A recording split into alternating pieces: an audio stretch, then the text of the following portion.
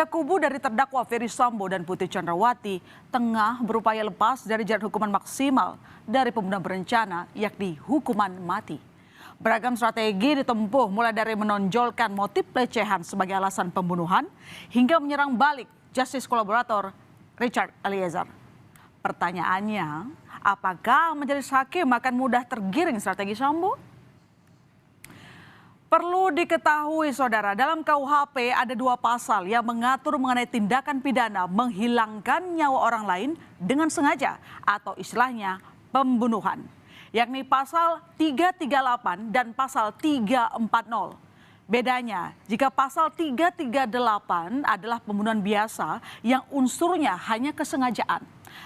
Kalau pasal 340 ada unsur pemberatnya, yakni perencanaan. Pasal 340 tentang pembunuhan berencana inilah yang didakwakan pada Ferdy Sambo CS. Dari segi hukumannya tentu lebih berat pasal 340 karena maksimalnya hukuman mati. Sedangkan 338 ini hanya maksimal 15 tahun. Nah, selama sidang ini ada upaya kubu Sambo yang ingin menggeser dakwaan tentang pembunuhan berencana digeser menjadi pembunuhan yang terjadi spontan karena motif kekerasan seksual yang menimpa Putri Chandrawati. Pasal ini justru merumuskan aspek kesalahan itu dalam bentuk dengan sengaja. Dengan sengaja. Ya, baik 338 maupun 340. Nah, kesengajaan yang dirumuskan dalam baik 338 maupun 340 KUHP itu dapat digolongkan sebagai kesengajaan dengan maksud. Dalam 340, kesengajaan itu tidak hanya berhenti sampai di kesengajaan itu, tapi dengan sengaja dan dengan direncanakan terlebih dahulu. Jadi unsur direncanakan terlebih dahulu ini adalah merupakan unsur pembeda yang sangat elementer antara 340 dan 338. Bukti perencanaan Ferdy Sambo sudah diungkap oleh Richard Eliezer yang menyebut jika perumusan skenario jahat pembunuhan Yosua terjadi di lantai 3 rumah Saguling. Dengan emosional, Sambo menceritakan Yosua telah melecehkan Putri Chandrawati. Karena alasan itu, Sambo memerintahkan Eliezer menembak Yosua. Namun karena dalam KUHP tidak menjelaskan spesifik syarat dan unsur dalam pembunuhan berencana, kesaksian Eliezer ini dijadikan celah karena dinilai kurang memenuhi adanya unsur perencanaan yang dilakukan Ferdy Sambo. Kehendak untuk melakukan perbuatan itu harus diputuskan dalam suasana tenang, ya. Itu yang pertama. Kemudian yang kedua, antara timbulnya kehendak dengan pelaksanaan perbuatan sebagai manifestasi dari kehendak itu harus ada waktu yang cukup yang bisa digunakan oleh si pelaku untuk merenungkan, mempertimbangkan dan sebagainya. Kemudian yang ketiga adalah bahwa pelaksanaan dari kehendak harus juga dilaksanakan dalam suasana tenang, dalam keadaan tenang.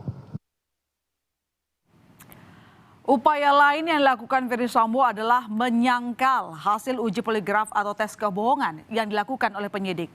Kita review lagi, saat itu skor poligraf Sambo adalah -8. Kemudian skor untuk Putri Chandrawati adalah -25. Keduanya terindikasi tidak jujur dalam menjawab pertanyaan. Lewat ahli hukum pidana yang dihadirkan dari kubu Sambo inilah, Sambo ingin menggiring majelis hakim jika hasil tes poligraf atau tes kebohongan masih diperdebatkan untuk dijadikan alat atau barang bukti. Poligraf,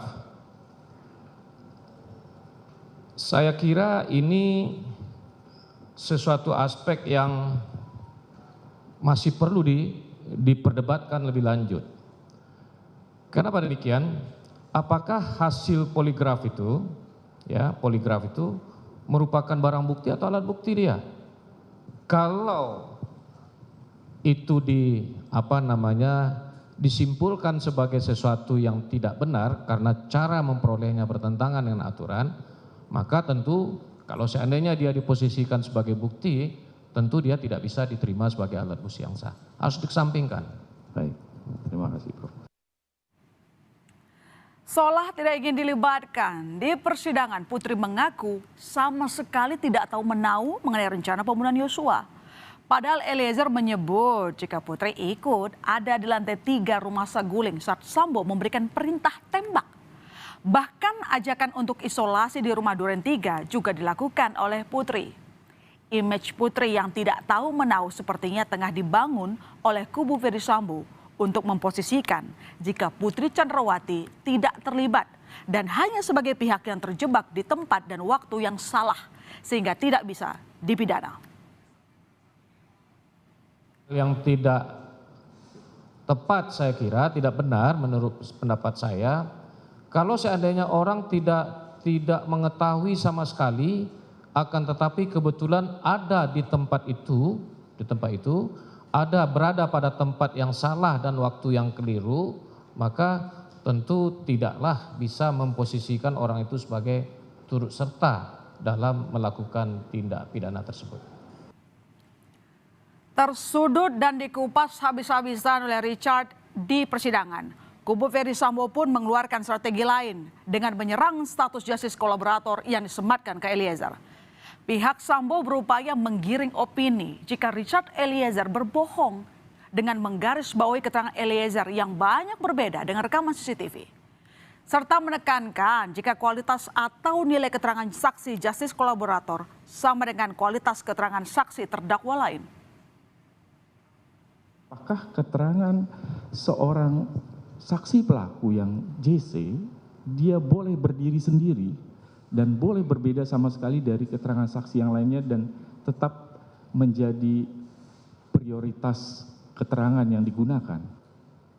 Tidak ada satu aturan pun, ya, atau bahkan tidak ada satu pendapat pun dalam doktrin yang ditemukan yang menyatakan bahwa justice kolaborator itu kualitas atau nilai keterangannya sebagai saksi itu berbeda dengan saksi yang bukan sebagai justice kolaborator. Keterangan dia itu sama nilainya dengan keterangan-keterangan saksi yang lain yang bukan justice kolaborator. Namun pernyataan mengenai kualitas keterangan justice kolaborator ini ditanggapi berbeda oleh jaksa penuntut umum. Menurut jaksa, justice kolaborator memiliki posisi lebih tinggi karena telah dinilai layak untuk mendapat perlindungan dari LPSK dan perlu adanya bukti ancaman akan keselamatannya. Namun ahli pun menyatakan status justice kolaborator hanya hakim yang menentukan. Untuk penghargaan secara khusus, Dia itu akan meringankan hukuman bagi dia. akan meringankan. Bagaimana cara dia mendapatkan penghargaan secara khusus itu? Tentu melalui putusan hakim. Putusan hakim. Putusan hakim. Baik, sebelum kepada putusan hakim, siapa pihak yang bisa menilai seseorang ini layak sebagai JC atau tidak? Yang bisa menilainya? Kalau saya tidak salah itu LPSK. LPSK. Artinya pada saat LPSK sudah mengeluarkan surat persetujuan bahwa dia layak sebagai JC, LPSK sudah mempertimbangkan yang tadi, tindak pidana lain yang mengancam jiwa. Pasti sudah. Pakai mic tolong, Saudara. Enggak, saya kira tidak seperti itu, ya. Memang LPSK sudah memberikan penilaian, mempertimbangkan bahwa dia ini layak untuk dijadikan sebagai justice kolaborator karena ada situasi atau kondisi yang bisa membahayakan keselamatan dia. Tapi yang menentukan tetap yang mulia majelis hakim. Artinya, apakah ini layak apa tidak? Ya, bukan tanpa alasan, Sambo begitu bersikeras melakukan beragam strategi untuk mengaburkan pembunuhan berencana. Dalam pasal 340 KUHP yang didakwa pada Ferdy Sambo dan Putri Chandrawati, hukuman yang dijatuhi bagi pelaku pembunuhan berencana tidak main-main. Paling ringan adalah 20 tahun penjara. Lalu hukuman seumur hidup dan paling maksimal adalah hukuman mati. Lewat keterangan saksi ahli, adu opini antara kubu jaksa Eliezer dan Ferdy Sambo tengah berlangsung sengit di persidangan. Keahlian dari masing-masing kubu akan saling diuji. Kubu mana yang pada akhirnya mengunggah keyakinan dari hakim